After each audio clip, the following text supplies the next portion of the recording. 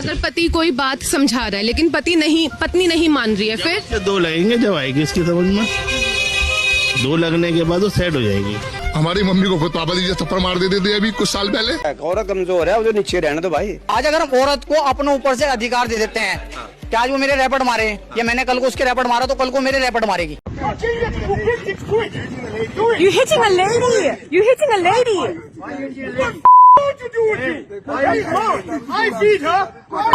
इस्लामी तारीख में हमें हजरत हिंद की मिसाल मिलती है कि वो इंडिपेंडेंटली एक हबशी को हायर करती हैं हजरत हमजा को कत्ल करने के लिए। कत्ल वो कर देता है तो आप अकेली जाती हैं मैदान जंग में, हजरत हमजा का पेट चाक करके कलेजा भी चबाती हैं, और फिर जब माफी का दिन होता है, फतह मक्का के दिन, आप अकेली तशरीफ लाती मोहम्मद सल्लल्लाहु अलैहि वसल्लम के सामने अपनी तौबा पेश करती हैं। आप अपने शौहर के पीछे नहीं छुपती, ये आप एज एन इंडिपेंडेंट पर्सन मामलात करती हैं मोहम्मद सल्लल्लाहु अलैहि वसल्लम से डायरेक्टली। हजरत उम्मे हानी की मिसाल होती है जिनकी शादी आप सल्लल्लाहु अलैहि वसल्लम से नहीं होती, बजाय इसके कि किसी और से शादी हो जाती है, बावजूद इसके कि मोहम्मद सल्लल्लाहु अलैहि वसल्लम आपसे शादी करना चाहते हैं लेकिन आपको रिश्ता नहीं दिया जाता। लेकिन फिर जब महराज होती है तो आप इसी हजरत उम्मे हानी के घर पे सोए हुए होते हैं। अंदाजा कीजिए कि आपका शौहर घर पे मौजूद नहीं है लेकिन आप सल्लल्लाहु अलैहि वसल्लम जो है वहां जाके सोते हैं और किसी को माशरे पे इस पे एतराज नहीं होता। सलाम दोस्तों, उम्मीद है आप सब लोग बहुत खैरियत से होंगे। तो अभी मैंने अंजुम साहब की एक पॉडकास्ट ख़त्म की जिसमें एक मुसलमान मोमिन जो है वो उनके साथ बहस कर रहा था कि ख़वातीन को इस्लाम में बहुत ज़्यादा हुकूक दिए हैं। तो मैंने सोचा मैं भी इस मामले में अपनी चंद गुजारिशात एक नॉन एकेडमिक कॉन्वर्सेशनल हल्के फुल्के अंदाज में आपके सामने पेश करूँ। उसकी वजह यह है कि मैं आमतौर पर ख़वातीन पर बात नहीं करता क्योंकि मुझे लगता है कि एक मर्द की हैसियत से मेरा ये मकाम नहीं कि मैं ख़वातीन के स्टेटस को डिस्कस करूँ। हालांकि काफ़ी मेरी ख़वातीन फॉलोअर्स ने मुझे ईमेल्स की कुछ बातें बताई, लेकिन मुझे हमेशा लगा कि ये मेरा मकाम नहीं है। लेकिन आज की पॉडकास्ट देख के अंदाजा हुआ कि लाइल्मी बहुत ज्यादा है, खुशफहमियां बहुत ज्यादा है, जिसका तोड़ना जरूरी है और एक बैलेंस्ड व्यू देना जो है वो बहुत जरूरी है। इस वीडियो के आखिर में मैं आपको एक किताब भी सजेस्ट करूंगा उन लोगों के लिए जो कि मुसलमान हैं, मुसलमान रहना चाहते हैं और ये मानते हैं कि इस्लाम ने ख्वातीन को बहुत हुकूक दिए हैं। उस किताब में आपको अपने मौक़िफ़ के हक में बहुत दलाइल मिलेंगे। मैं ऐसी किताब नहीं बताऊंगा जिससे मेरी दलील आपके ऊपर वाज़ेह हो, बल्कि मैं वो किताब बताऊंगा जिससे आपकी दलील आपके ऊपर ज्यादा दुरुस्त होकर सामने आए। तो शुरू करते हैं। शुरू करेंगे पहले अरब में ख़वातीन की हैसियत से, फिर मोहम्मद सल्लल्लाहु अलैहि वसल्लम की जिंदगी से कुछ मिसालें लेंगे, फिर बात करेंगे वेस्टर्न दुनिया में ख़वातीन के साथ क्या सलूक होता है उस पर। तो जब हम जahiliyyat का जायजा लेते हैं तो औरत का मकाम एक हमें बहुत आजादाना नजर आता है और ये बिल्कुल वैसा ही है जैसे कि उस जमाने में मकाम होते थे किसी भी के भी माशरे में, मर्द के औरत के। क्योंकि उस वक्त चाहे आप रोमन हो, चाहे आप यहूदी हो, चाहे आप ईसाई हो, चाहे आप मिस्र में रहते हो, इंडिया में रहते हो, आप अरब में रहते हो, आपका स्टेटस जो था वो आपके जेंडर से नहीं होता था, वो आपके माशरे में मकाम से होता था। अगर आप किसी ताकतवर कबीले से हैं तो आपका मकाम ऊंचा है, अगर आप किसी कमजोर कबीले से हैं तो आपका मकाम नीचा है, चाहे आप मर्द हो या आप औरत हो। जैसे कि इस्लामी तारीख में हमें हजरत हिंद की मिसाल मिलती है कि वो इंडिपेंडेंटली एक हबशी को हायर करती हैं हजरत हमजा को कत्ल करने के लिए। कत्ल वो कर देता है तो आप अकेली जाती हैं मैदान जंग में, हजरत हमजा का पेट चाक करके कलेजा भी चबाती हैं, और फिर जब जो उनको माफी का दिन होता है, फतह मक्का के दिन, आप अकेली तशरीफ लाती मोहम्मद सल्लल्लाहु अलैहि वसल्लम के सामने अपनी तौबा पेश करती हैं। आप अपने शौहर के पीछे नहीं छुपती, आप उसके लिए या उसको नहीं भेजती अपनी किसी कहना चाहिए कि सिफारिश के लिए, आप एज एन इंडिपेंडेंट पर्सन मामलात करती हैं मोहम्मद सल्लल्लाहु अलैहि वसल्लम से डायरेक्टली। फिर हमें मिसाल मिलती है हजरत सुकैना की। ये हजरत आयशा की कजन थी और ये बहुत इंडिपेंडेंट होती हैं, ये अपनी कई शादियां खुद तय करती हैं, तलाक़ें लेती हैं और आपकी हैसियत माशरे में एक इंडिपेंडेंट औरत की सी होती है क्योंकि आप एक कहना चाहिए कि मौजूद खानदान से उससे पहले से थी। कई सहाबियात का जिक्र मिलता है जो कि पनाह देती हैं, कहना चाहिए कि मर्दों को जो मुहारिब होते हैं यानी जिन पे कोई जुल्म होता है और वो आके पनाह लेते हैं। हजरत उम्मे हानी की मिसाल होती है जिनकी शादी आप सल्लल्लाहु अलैहि वसल्लम से नहीं होती, बजाय इसके कि किसी और से शादी हो जाती है, बावजूद इसके कि मोहम्मद सल्लल्लाहु अलैहि वसल्लम आपसे शादी करना चाहते हैं लेकिन आपको रिश्ता नहीं दिया जाता। लेकिन फिर जब महराज होती है तो आप इसी हजरत उम्मे हानी के घर पे सोए हुए होते हैं। अंदाजा कीजिए कि आपका शौहर घर पे मौजूद नहीं है लेकिन आप सल्लल्लाहु अलैहि वसल्लम जो है वहां जाके सोते हैं और किसी को माशरे पे इस पे एतराज नहीं होता। यानी कोई हमें वाकया नहीं मिलता कि जिसमें इस बात पे एतराज किया गया। आज लोग एतराज करते हैं और हमें भी कुछ अजीब सा लगता है, लेकिन ये एक उनका एक इंडिपेंडेंट स्टेटस था क्योंकि वो एक कहना चाहिए बाइज्जत खानदान से थी। फिर मैं आपको अब एक दूसरा कंट्रास्ट देता हूँ। हजरत खदीजा रज़ियल्लाहु अन्हा, वो आप सल्लल्लाहु अलैहि वसल्लम से शादी से पहले एक मालदार खातून होती हैं, अपना बिजनेस करती हैं, अकेले रहती हैं, कोई उनके साथ शरीक नहीं होता उनके बिजनेस में, इंडिपेंडेंट انڈیپینڈنٹ مالک ہوتی ہیں, خود آتی جاتی ہیں. یہ نہیں ملتا ہمیں کہ محمد صلی اللہ علیہ وسلم ان کو کہیں لے کے جاتے ہیں. آپ جب غار حرا میں تشریف لے جاتے تھے تو حضرت خدیجہ بغیر کسی کی مدد کے اکیلے اوپر جا کے آپ کو کھانا وغیرہ پہنچاتی تھیں. جن لوگوں نے مکہ وزٹ کیا ہے وہ جانتے ہیں کہ آج بھی مکہ سے بہت باہر ہے غار حرا والی پہاڑی, لیکن پھر بھی آپ وہاں پہ اکیلے جاتی تھیں, کوئی مسئلہ نہیں تھا. پھر آپ کی اولادیں ہوتی ہیں, آپ کی 4 بیٹیاں ہوتی ہیں, لیکن ان میں سے کوئی بھی ماں کے نقش قدم پہ نہیں چلتا. حضرت فاطمہ ہوں یا حضرت رقیہ ہوں, ام کلثوم ہو, کوئی بھی بزنس وومن نہیں بنتا, کوئی بھی انڈیپینڈنٹ وومن نہیں بنتا. حضرت عائشہ صدیقہ سے یہ احادیث تو ہمیں مل جاتی ہیں صحیح بخاری میں کہ بچیوں کا سب سے پہلا حق یہ کہ ان کو تعلیم دی جائے, باندیوں کا حق یہ کہ ان کو تعلیم دی جائے. لیکن ہمیں محمد صلی اللہ علیہ وسلم کی اپنی ذات میں, اپنی زندگی میں, آپ کے قائم کیے ہوئے معاشرے میں, خلفائے راشدین کے معاشرے میں ایسا کوئی نظام نہیں ملتا کہ جہاں پہ عورتوں کو تعلیم کے زیور سے آراستہ کیا گیا ہو. ہمیں واقعات ملتے ہیں, جیسے ایک خاتون کا ذکر آتا ہے جن کا نام موجود نہیں ہے, کہ حضرت عمر نے اپنی خلافت میں ان کو ایک کوالٹی کنٹرول جیسا عہدہ انہیں دیا تھا. اچھا, وہ کوالٹی کنٹرول اس زمانے میں نہیں تھا, اس کو حمید اللہ صاحب نے کوالٹی کنٹرول کا نام دے دیا, تو پھر اس کے بعد یہی ایک ہم روایت لے لیتے ہیں. بہرحال وہ بازار میں ایک منصب پہ فائز تھیں, لیکن یہ اس عرب کلچر کا تسلسل تھا, یہ اسلامی تسلسل نہیں تھا. اگر یہ اسلامی تعلیمات کے بعد ہوتا تو سب سے پہلے تو حضرت عائشہ صدیقہ کو کوئی عہدہ ملنا چاہیے تھا, حضرت حفصہ کو کوئی عہدہ ملنا چاہیے تھا. آپ دونوں نوجوان تھے جب آپ صلی اللہ علیہ وسلم کی ان سے شادی ہوئی, آپ کی تربیت میں وہ رہیں کئی سال تک, لیکن آپ کو کوئی ایسا عہدہ نہیں ملتا, آپ کوئی ایسے اسکول نہیں چلاتی. آپ خواتین کو تو تعلیم و تربیت کرتی ہیں لیکن صحابہ کو آپ نہیں پڑھاتی. ابھی ہم کہتے ہیں حضرت عائشہ کے بارے میں کہ صحابہ ان سے تعلیم پاتے تھے, لیکن یہ روایات 200-300 برس کے بعد شامل کی گئی ہیں. جو عرب کلچر ہے وہ ایسا نہیں ہے, کیونکہ حضرت سکینہ کی میں نے آپ کو مثال دی, لیکن اس کے علاوہ ہمیں کوئی صحابیات نہیں ملتی. مسجدوں سے جانا روک دیا جاتا ہے, حکم دیا جاتا ہے کہ سڑک کے کنارے پہ جا کے چلو, پوری بکل مار کے, گھونگھٹ نکال کے, جو جلباب ہے یا وہ پورا ایسا گھونگھٹ ہے جس کو نکال کے آپ کو چلنے کی, عورتوں کو چلنے کی آزادی تھی. لیکن پھر ہم اسلامی کلچر میں کچھ اور بھی دیکھتے ہیں. میں آپ کو لے کے چلتا ہوں اندلس میں جب اسلامی خلافت موجود تھی تو بہت ہی ایگلیٹیرین تھی, وہ بہت ہی زیادہ ٹالرنٹ سوسائٹی تھی. تو وہاں پہ ہمیں ملتا ہے کہ عورتیں اپنے کیفیز اور ہوٹلز چلاتی تھیں, اپنے ایسے کیفیز یا ہوٹلز ہوتے تھے جس میں لوگ آ کے ٹھہرتے تھے, کچن پورے چلاتی تھیں, وہ اپنا بزنس رن کرتی تھیں, خوابوں پہ, شاعری پہ, تفسیر پہ بحث کرتی تھیں. ہمارے ہاں میں کئی دفعہ پہلے بتا چکا کہ بہت بڑا ٹریڈیشن تھا کہ خواتین مفسرات کی ایک فہرست تھی, لیکن آج ان کا کوئی کام ہمیں نہیں ملتا. ہمیں ایسے غلام تو مل جاتے ہیں جن کو, جو مرد تھے جن کو تعلیم و تربیت ملی, جو قاری بنے, جنہوں نے قراتیں وضع کی, جنہوں نے تفسیریں لکھی, احادیث جمع کی, لیکن کوئی بھی ایسی ہمیں عورت باندھی نہیں ملتی. پوری ہسٹری میں ہمیں ایسا کوئی نہیں ملتا. تو یہ عرب کلچر تھا جو آگے آیا, یہ اسلام نہیں تھا, یہ اسلام کی تعلیمات ہرگز نہیں تھی. یہ وہ عرب کلچر تھا جو جاہلیت میں موجود تھا کہ اگر آپ کا اسٹیٹس اچھا ہے تو پھر آپ کو ہے ایک ممتاز حیثیت بھی ملے گی. لیکن اب ہم جب ان کا ذکر کرتے ہیں حضرت ہند کا, حضرت خدیجہ کا, تو اس کو ہم جوڑ دیتے ہیں اسلام سے, جبکہ ہونا تو یہ چاہیے تھا کہ اسلام آنے کے بعد ہمیں ایسی مثالیں بہت زیادہ ملتی, لیکن جبکہ ایسی کوئی مثال ہمیں نہیں ملتی اسلام آنے کے بعد. آپ صلی اللہ علیہ وسلم کی اپنی بیٹیوں میں نہیں ملتی, کزنز میں نہیں ملتی, حضرت حسنین ہے ان کی بیگمات میں نہیں ملتی, ہمارے خلفائے راشدین ہیں ان کی بیگمات میں نہیں ملتی. تو یہ ہمیں کہیں بھی نہیں ملتا. یہ عرب کلچر جو آہستہ آہستہ ختم ہوا, اس کی تو باقیات ملتی ہیں کہ عورتیں آتی ہیں, خود سے اپنے شوہر چنتی ہیں, طلاقیں لیتی ہیں, بحث و مباحثہ کرتی ہیں, لیکن ہمیں یہ نہیں ملتا کہ جو ہے وہ اسلام کے آنے کے بعد ان عورتوں کی تعداد میں اضافہ ہوا ہو, بلکہ یہ خواتین ختم ہو گئی. یہ ہے حقیقت. اب بات کرتے ہیں اسلام میں خواتین کے حقوق کے بارے میں. میں چند باتیں آپ کے پیش نظر رکھنا چاہتا ہوں. پہلی بات تو یہ کہ اگر ہم دیکھیں تو اسلام کے اندر خواتین کو مرد رشتہ داروں کے نیچے رکھا گیا ہے, چاہے وہ شوہر ہو, چاہے وہ باپ ہو, چاہے وہ بھائی ہو, یا وہ کوئی چچا ہو, اس کے نیچے خواتین کو رکھا گیا ہے. ایک ہمیں بتایا جاتا ہے کہ عورت کی خاموشی ہی اس کی رضامندی ہے, اور پھر اس کو فقہ حنفی میں خاص کیا گیا کہ یہ باکرہ جو کنواری عورت ہے اس کی رضامندی, اس کی خاموشی بھی ہوتی ہے. لیکن یہ بات آئی کہاں سے؟ یہ روایت آتی ہے جب بنو قریظہ کی شہزادی حضرت صفیہ کو محمد صلی اللہ علیہ وسلم نے ان سے نکاح کر لیا, تو جب وہ واپس آئے ہیں تو حضرت عائشہ نے ان سے پوچھا ہے کہ کیا آپ نے اجازت لی تھی, جس پہ آپ صلی اللہ علیہ وسلم نے فرمایا کہ عورت کی خاموشی بھی اس کی اجازت ہوتی ہے. تو یہ پوری حدیث ہے, لیکن ہم اس کا صرف یہی ٹکڑا لے لیتے ہیں اور یہی بتاتے ہیں کہ اس کی خاموشی بھی اس کی اجازت ہے, اور اس کو ہم حیا بتاتے ہیں, جبکہ یہ ٹوٹل سبجوگیشن ہے. عورت کو مکمل حق ہونا چاہیے مرد کی طرح کہ وہ اپنی بات کہہ سکے, تمیزدارانہ انداز میں کہہ سکے, لیکن اس کو کہنا ضرور چاہیے. یہ بات تو کئی دفعہ ہو چکی ہے کہ اس کی گواہی آدھی ہے, جس کو آج غامدی صاحب کہتے ہیں کہ نہیں یہ تو صرف مالی معاملات کے ساتھ ہے. لیکن پھر آپ سوال اٹھاتے ہیں کہ کیوں اسلام کی جو پائنیئر خواتین ہیں وہ بزنس وومن تھیں, حضرت خدیجہ کی میں نے آپ کو مثال دی, تو پھر یہ کیوں آ گیا قرآن میں کہ مالی معاملات میں آپ ان کے ساتھ جو ہے وہ آدھی گواہی لیں؟ کیوں؟ خواتین جب اپنا بزنس خود چلا رہی تھیں, حضرت ہند ہو گئی, حضرت خدیجہ ہو گئی, یہ دونوں بزنس وومن تھیں, تو پھر یہ بات کیوں آئی ہے؟ لیکن یہ ٹیسٹیمنی آدھی ہے, اور ہمارے فقہاء صدیوں تک اس کو ہر معاملے پہ, یعنی ایک امبریلا اسٹیٹمنٹ تھی کہ کسی بھی معاملے میں عورت کی گواہی جو ہے وہ آدھی مانی جائے گی. اس کو آج ہمارے نئے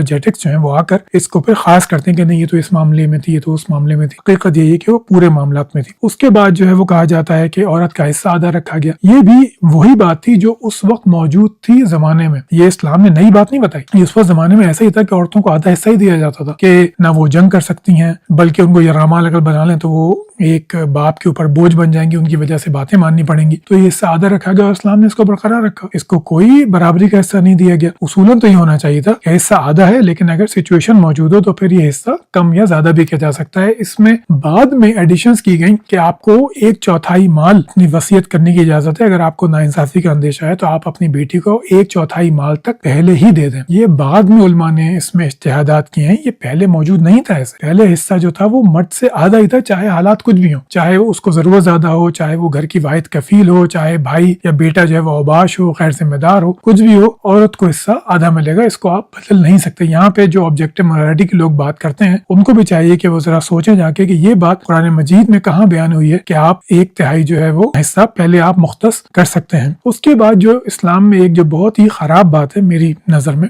وہ یہ کہ ابیوز کو ایز اے ٹول دیا گیا ہے مرد کے ہاتھ میں. ایموشنل ابیوز, سائیکولوجیکل ابیوز اور فزیکل ابیوز بھی. اس میں جو بڑی مشہور آیت ہے جو پیش کی جاتی ہے کہ اگر تمہیں ان سے نشوز کا اندیشہ ہو. اچھا, آج تک ہماری فقہ میں یہ بحث جاری ہے کہ نشوز سے کیا مراد ہے جس پہ مارنے کی اجازت ہے. نشوز ایک امبریلا ورڈ ہے جس میں فقہ کے اندر خواتین کی ڈس اوبیڈینس کی ساری, ان کی نافرمانی کی ساری فقہ بیان ہوئی ہے. لیکن نشوز کا جو ورڈ ہے وہ شروع میں استعمال ہوتا تھا خواتین کو زد و کوب کرنے کے لیے. تو نشوز کی ڈیفینیشن کیا ہے؟ علامہ سید سلیمان ندوی جو ہیں بہت بڑے عالم گزرے ہیں. جب انگریز آ گئے اور یہ چیزوں پہ اعتراضات اٹھنے لگے تو انہوں نے بڑا اس پہ ایک کنونسنگ آرگیومنٹ لکھا جس کا لب لباب یہ تھا کہ صرف صریح بے حیائی یعنی چیٹنگ اگر ہو اس پہ نشوز یا مارنے کی اجازت ہے. اس کو میں آپ کو تھوڑا سا کانٹیکسٹ اس کا بتاتا ہوں کہ یہ ہے کیسے. بتایا جاتا ہے کہ اگر آپ کے میاں بیوی کے درمیان کوئی کانفلکٹ ہو جائے, کوئی مسئلہ ہو جائے, تو مرد پہلے اسے سمجھائے, اس کے بعد بستر الگ کر دے, اس کے بعد جو ہے وہ مارنے کا حق ہے. یہ سٹیجز ہیں. پہلا سٹیج یہ ہے کہ آپ سمجھائیں, نافرمانی پر وہ کمر بستہ رہے تو پھر آپ اس کو بستر سے الگ کر دیں. اس کے بعد جو ہے وہ آپ اسے ماریں. اب میں آپ کو ایک تھاٹ ایکسپیریمنٹ دینا چاہتا ہوں کہ اگر کوئی آپ کی بیوی ہے جو آپ سے کوئی بات آپ کی نہیں مان رہی, آپ کے سمجھانے پہ نہیں مان رہی, آپ نے اس کے ساتھ سونا چھوڑ دیا. اچھا, مزے کی بات ہے کہ آج کے دور میں سونا الگ کرنا مرد کے لیے مصیبت ہے. عورت تو کہے گی اچھا ہے جان چھوٹی. اس وقت یہ سزا تھی, عورت کے لیے تادیب تھی, کیونکہ اس وقت مرد کے پاس اور آپشنز تھیں. وہ عورتوں کے پاس چلا جائے, باندیوں کے پاس چلا جائے, لیکن آج تو یہ آپشن نہیں ہے. تو یہ آج کی دور میں تو عورت کہے گی چلو جان چھوٹی, مہینے بھر آرام کروں گی, اب میں تنگ نہیں کرے گا مجھے بار بار. لیکن بہرحال چلیے میں آپ کی بات مان لیتا ہوں کہ یہ بھی ایک اس کو سیدھا کرنے کا ایک ذریعہ ہے. آپ نے اس کا بستر الگ کر دیا. اب یہ کانفلکٹ چل رہا ہے, اب جیسے 1 ہفتے تک چل رہا ہے, 2 ہفتے تک چل رہا ہے. اب اندر ہی اندر آپ کو برا لگ رہا ہے, غصہ آ رہا ہے کہ عورت آپ سے نافرمانی کی جا رہی ہے. یہ 2 سزائیں آپ نے دے دی. اب تیسری سزا میں آپ اس کو آرام سے ماریں گے یا اس کی ہڈیاں توڑنے والا ماریں گے؟ آپ خود سوچیے. اگر یہ آپ کا بیٹا ہو, بھائی ہو, کوئی آپ کا کولیگ ہو یا آپ کا کوئی ملازم ہو, پہلے آپ اسے سمجھائیں گے, پھر اسے گھر سے نکالیں گے, اس کے بعد اس کو کیسی پٹائی کریں گے؟ آپ اس کو اچھی طرح کوٹیں گے, جس کو اردو میں لفظ ہوتا ہے نا کوٹیں گے, کہ دے مار 4.5, جس کو ہمارے انجم صاحب کہتے ہیں, دے زبردوس والی جو ہے پٹائی وہ کی جائے گی. تو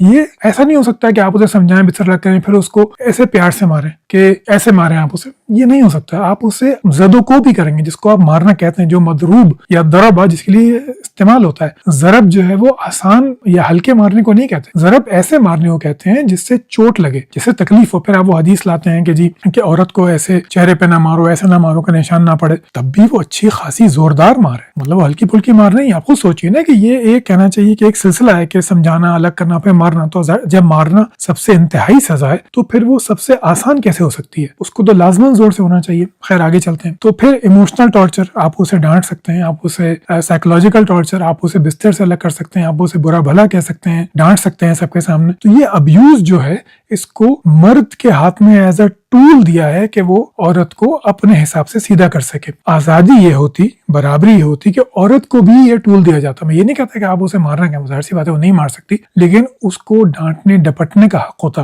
اس کو ویسے ہی بستر الگ کرنے کا حق ہوتا. یہ مرد کے لیے اس وقت بھی سزا ہوتی, آج بھی سزا ہوتی ہے کہ اس کی اگر 4 بیویاں ہیں تو اس کی پسندیدہ بیوی کو معلوم ہے کہ سب سے زیادہ مجھ پہ عاشق ہے, وہ اس کو الگ کر سکتی تھی. آج ہی عورت کر سکتی ہے, لیکن عورت کو اجازت نہیں ہے. عورت کو اجازت نہیں ہے. اس پہ تو فرشتے لعنت کرتے ہیں کہ اگر وہ جو ہے شوہر اسے بلا اور وہ نہ جائے تو فرشتے لعنت کرتے ہیں ساری رات اس کے اوپر. تو آپ نے عورت کو یہ برابری تو نہیں دی, بحیثیت انسان آپ نے اسے برابری نہیں دی. وہ آدھا مرد ہے, وہ آپ کی حکم کی تابع ہے, وہ آپ کی مرضی کی تابع ہے, چاہے آپ ناراض ہوں چاہے آپ خوش ہوں, آپ اس کی حکم اور مرضی کی تابع نہیں ہیں. اسلام کے طور پہ, اخلاقی طور پہ آپ کریں, معاشرے کے طور پہ آپ کریں, خیال کریں, وہ ایک الگ بات ہے. میں اسٹرکٹلی یہاں پہ اسلام کی بحیثیت کمپلیٹ کوڈ آف لائف بات کر رہا ہوں. پھر اس کے بعد ایک اور چیز دیکھیے اسلام میں کہ عورت کو پولیٹیکل آفس لینے کی اجازت نہیں ہے. میں حکمران کی بات نہیں کر رہا. عورت منسٹر نہیں بن سکتی, وہ کاؤنسلر نہیں بن سکتی, وہ جو ہے مسجد کمیٹی کی سربراہ نہیں بن سکتی, وہ کچھ نہیں کر سکتی, وہ صرف گھر اور چار دیواری. کیوں؟ جب حضرت عائشہ تعالیٰ عنہما اسی عربی روایت, عربی جاہلی روایت کے اندر رہتی ہیں اور ان کو اتنی آزادی ہوتی ہے کہ وہ جنگ بھی برپا کریں, اونٹ پہ بیٹھ کے میدان جنگ میں بھی جائیں, حضرت سکینہ 50 پروپوزلز منع کریں, کھلے عام جو ہے وہ تضییق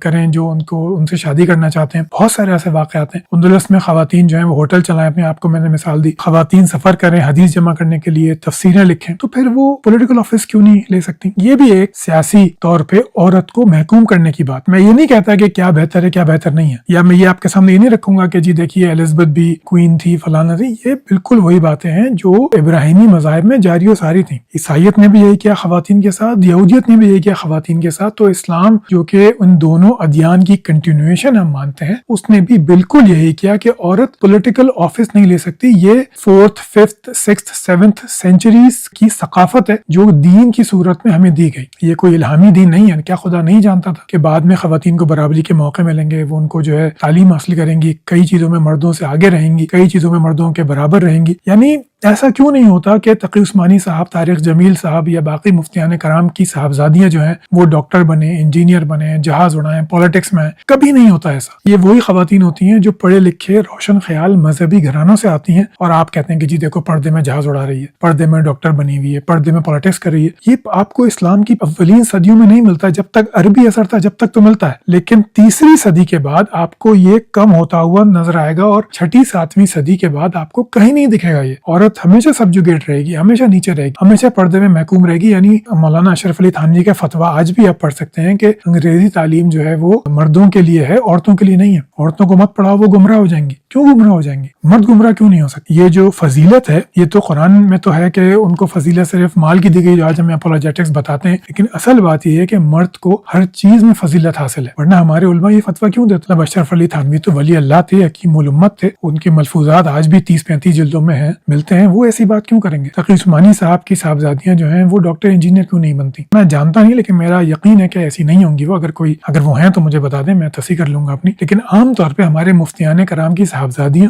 گھروں میں رہتی ہیں, وہ کالج یونیورسٹیز میں نہیں جاتی, وہ پولیٹیکل سائنس میں آگے نہیں آتی, وہ سائنس نہیں پڑھتی, وہ لٹریچر ادب نہیں پڑھتی, وہ صرف مذہبی وہ عالمہ بن جاتی ہیں. اس بہت اگر آپ روشن خیال عالم ہیں تو اپنی بیٹی کو آپ عالمہ بنا دیں گے. اس کے علاوہ آپ کچھ نہیں کر سکتے. میں اسٹرکٹ ریلیجس لوگوں کی بات کر رہا ہوں, پڑھے لکھے مذہبی لوگوں کی بات نہیں کر رہا ہوں. وہ تو میں بھی بہتوں کو جانتا ہوں جو کہ پڑھے لکھے ہیں اور ریلیجس ہیں, اور ان کی بیٹیاں کافی زیادہ پڑھی لکھی ہیں, بہت زیادہ آگے آتی ہیں. اب ایک اور بات میں آپ کو بتاتا ہوں. آج جو ہمیں اسلام کا خوشنما چہرہ دکھایا جاتا ہے یہ وہ چہرہ ہے جو ویسٹرن سویلائزیشن کی وجہ سے ملا ہے. آپ کو اگر اصل اسلام دیکھنا ہے تو آپ انڈیا میں دیکھیے کہ خواتین کو مارنے کے بارے میں وہ کیا کیا فرما رہے ہیں. آپ پاکستان میں کے اسٹیٹسٹکس میں دیکھیے, آپ موریتانیہ, تیونس, سعودی عربیہ یہاں جا کے دیکھیے. اب MBS کے آنے کے بعد تو ان کو ڈرائیونگ کی اجازت ملی ہے. کہا ہی جاتا تھا, شیخ ابن باز جو بڑے مشہور فقیہ گزرے ہیں ان کا فتویٰ تھا کہ عورتوں کو ڈرائیونگ نہیں کرنی چاہیے کہ اس سے جو ہے وہ ان کے بچہ جننے کی صلاحیت کم ہوتی ہے. یہ کون سی ریسرچ تھی ابن باز نے نہیں بتایا, کیا ان پہ وہی آئی تھی میں نہیں جانتا, لیکن اسی فتوے پہ دہائیوں تک عمل ہوتا رہا کہ ان کو اجازت نہیں ہے. پھر آپ کہتے ہیں کہ اسلام نے ایمانسیپیٹ کیا عورت کو آ کے. بالکل جھوٹ بات ہے, بالکل غلط بات ہے. آج جو ہمیں اسلام کا روشن چہرہ دکھایا جا رہا ہے یہ وہ چہرہ ہے جو ان مسلمانوں میں دکھتا ہے جو ویسٹرن ہے یا جو ویسٹرن کنٹریز میں رہتے ہیں. یہ وہ علماء آپ کو بتاتے ہیں کہ اسلام کتنا اچھا ہے, کیا نہیں ہے. ویڈیو تھوڑی لمبی ہو گئی ہے, میں آپ کو کچھ اب اسٹیٹس دکھاتا ہوں. یہ دیکھیے اب یہ women peace and security index ہے 2025-2026 کی. یہ پوری دنیا سے ڈیٹا لیتے ہیں اور یہ جو خواتین کی جو حالات دیکھتے ہیں اس کو یہ ان میٹرکس کے اوپر کہنا چاہیے کہ ان کو جج کرتے ہیں. تو یہ انکلوژن, جسٹس اینڈ سیکورٹی یہ دیکھتے ہیں. اگر آپ اپر لیفٹ کارنر میں آپ دیکھیں تو ایجوکیشن, فائنینشیل انکلوژن یعنی مالیاتی طور پہ کیا خواتین انڈیپینڈنٹ ہوتی ہیں یا وہ کس کے اوپر ڈیپینڈنٹ ہوتی ہیں. امپلائمنٹ یعنی نوکری, کیا ان کو نوکری کرنے کی اجازت ہے. سیل فون یوز, کیا ان کو آزادانہ सेल फोन यूज करने की इजाजत है, पार्लियामेंट्री रिप्रेजेंटेशन यानी उनको सियासत में आने की इजाजत है। फिर अपर राइट कॉर्नर सीधे हाथ की तरफ आप देखिए एब्सेंस ऑफ लीगल डिस्क्रिमिनेशन के उस मुल्क का कानून जो है क्या औरतों को डिस्क्रिमिनेट करता है इसलिए कि वो औरत है। आप पाकिस्तान का कानून बिल्कुल करता है, जिसको शक हो वो जाके हमारा पीनल कोड पढ़ ले। एक्सेस टू जस्टिस, क्या खवातीन को मुश्किल होती है इंसाफ के उसूल में। मैटरनल मोर्टेलिटी, ज़िचकी के दौरान खवातीन की मौत की शरह क्या है। और सन बायस, क्या माशरे में किसी मुल्क में के माशरे में बेटों के पैदा होने को या बेटों के होने को ज्यादा खुशकिस्मती समझा जाता है। और नीचे जो है बॉटम सेंटर उसमें है इंटीमेट पार्टनर वायलेंस, यानी अपने शौहर के हाथों क्या वो तशद्दुद का शिकार बनती हैं, जिस्मानी तशद्दुद, जिनसी तशद्दुद और नफ्सियाती तशद्दुद। कम्युनिटी सेफ्टी, क्या वो माशरे में आजादाना तौर पे घूम फिर सकती हैं। पॉलिटिकल वायलेंस टारगेटिंग वुमेन, क्या उनको अपनी सियासी राय का इजहार करने की आज़ादी है। हमारे यहाँ जो औरत मार्च के साथ हर साल होता है वो आप देख सकते हैं। प्रॉक्सिमिटी टू कॉन्फ्लिक्ट के जब कोई मसाइल होते हैं तो उसमें उनका ताल्लुक कितना बनाया जाता है, यानी जबरदस्ती उनको घुसड़ा जाता है कॉन्फ्लिक्ट के अंदर, या फिर ये कि उनको आज़ादी होती है कि वो अपना कॉन्फ्लिक्ट में अपना ओपिनियन दे सकें। ये हैं वो चंद मैट्रिक्स जिस पे खवातीन के किसी माशरे में मकाम को देखा जाता है। अब मैं आपको सबसे बुरी और सबसे अच्छी और सबसे बुरी कंट्रीज दिखाता हूँ। ये आप देखिए, ये सीधे हाथ की तरफ जो है सबसे बुरी कंट्रीज, इनको पहले देख लेते हैं। Afghanistan, Yemen, central Africa, Syrian Arab Republic, Sudan, Hattie, Congo democratic Republic, Burundi, south Sudan, Myanmar, Cameroon और सोमालिया। अक्सरियत इसमें इस्लामी मुल्क है। सोमालिया के बिल्कुल नीचे पाकिस्तान का नंबर है। सीधे हाथ की तरफ देखिए जो बेस्ट परफॉर्मर्स हैं, Denmark, Iceland, Norway, Sweden, Finland, Luxembourg, Belgium, Netherland, Austria, New Zealand, Australia, Estonia. इसमें ना कनाडा है, ना यूके है और ना अमेरिका है। इन तीन ममालिक में सबसे ज्यादा मुसलमान माइग्रेट करते हैं, ये भी बात ध्यान में रखिए। अब फौरन जब अपोलोजेटिक्स हमें देते हैं, अब वीडियो के आखिर में मैं कुछ मजीद चंद बातें कहूंगा। सबसे पहले जो हमें आर्ग्यूमेंट देते हैं वो ये देते हैं कि अमेरिका के अंदर 1 मिनट में 2 औरतों पर जिनसी हमले होते हैं, अमेरिका के अंदर रेप इतने ज्यादा होते हैं। भाई बिल्कुल होते हैं, आप ठीक कह रहे हैं, मैं आपके साथ खड़ा हूं इस पे। लेकिन अगर आपका क्राइटेरिया अमेरिका क्यों है, आपका criteria Denmark, Iceland, Norway, Belgium, Luxembourg क्यों नहीं है, वो क्यों नहीं है इसमें? ये भी तो देखिए कि आपका क्राइटेरिया ये क्यों है कि चूंकि अमेरिका में ऐसा होता है तो इस्लाम में ऐसा हो गया, तो कौन सी बात है? क्या कुरान मजीद में ये लिखा था कि अमेरिका में जो हो वो तुम्हारा क्राइटेरिया नहीं? इस्लाम को तो सबसे आगे होना चाहिए था। सूलन तो इस लिस्ट में सारे मुसलमान ममालिक होने चाहिए थे, तब हम कहते हैं कि इस्लाम ने औरतों को कैसी आजादी दी, क्या जबरदस्त काम किया। लेकिन ऐसा बिल्कुल नहीं है। औरत कमजोर है, जो नीचे रहने दो भाई। औरत को नीचे और बिल्कुल किससे कमजोर है औरत? भाई मर्द से कमजोर है। आज अगर हम औरत को अपने ऊपर से अधिकार दे देते हैं, क्या आज वो मेरे रैपट मारे या मैंने कल को उसके रैपट मारा तो कल को मेरे रैपट मारेगी। आज मैंने उसके रैपट मारा, वो कल को मेरे रैपट मारेगी, तो क्या कहोगे आप कि ये उसका अधिकार था रैपट मारने का? ये उसका अधिकार था क्या रैपट मारने का? अधिकार नहीं है मारने का। तब किसका? मेरा भी अधिकार नहीं है, वो मेरी औरत है। वो मेरी औरत है, मेरा अधिकार है जी, रैपट मारने का अधिकार मेरा अधिकार है। मैं अपनी बीवी को तो आप दूसरे की बीवी को नहीं, आपकी बीवी यहाँ पे रैपट मार, दूसरी बीवी को आप तो पब्लिक उनके के पति हो। सामने नहीं मार सकते। आप तो उनके पति हो। पब्लिक के सामने नहीं मार सकते। पब्लिक के सामने किसी को जलील नहीं किया जा सकता। घर के अंदर मारोगे? घर के अंदर अगर मेरी औरत गलत चल रही है तो मुझे अधिकार है उसे सही चलाने का, ना कि दूसरे को अधिकार है उसे चलाने का। आप गलत जा रहे हो जी, मुझे अधिकार है चलाने का। ताली बज रही है, तो ताली दिखा दो। हाँ, अगर पति कोई बात समझा रहा है लेकिन पत्नी नहीं मान रही है, फिर 2 लगेंगे जब आएगी इसकी समझ में, 2 लगने के बाद वो सेट हो जाएगी, बिल्कुल फिट हो जाएगी।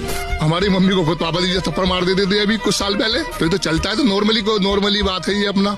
देखिए वो तो लेडीज के ऊपर डिपेंड करता है, वो ऐसी गलती ही ना करे जो कि उस पर हाथ उठाया जाए। आंख से डराना चाहिए। क्या पति भी अपनी औरतों को मार सकते हैं? हाँ बिल्कुल मार सकते हैं, मारते हैं। पति भी इतना बावला नहीं होगा जबरदस्ती मारेगा।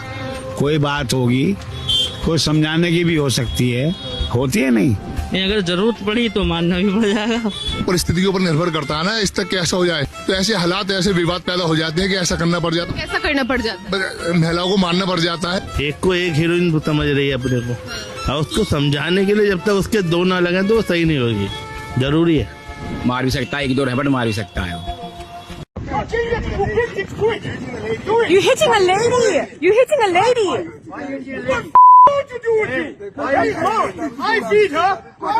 I don't give a